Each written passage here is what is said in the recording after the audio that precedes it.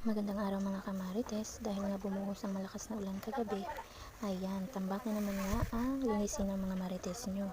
At sobrang dami ng tubig dito sa loob. At ayan, problema ko nga lagi yung bubong namin.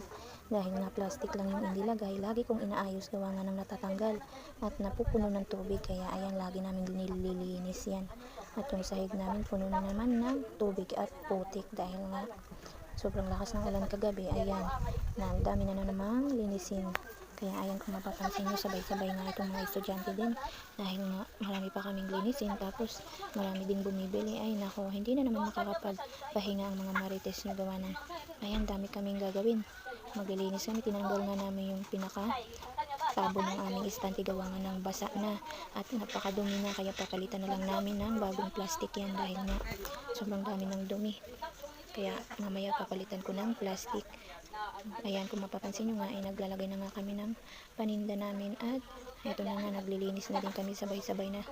Ang ginagawa namin, wala ng pahinga to.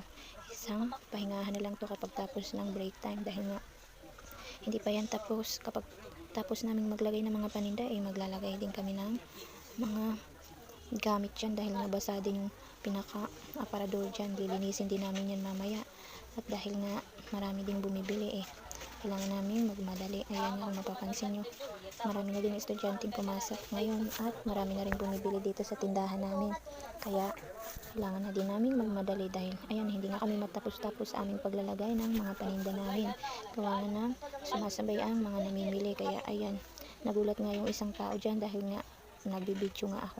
Hanggang doon na lang muna, maraming salamat.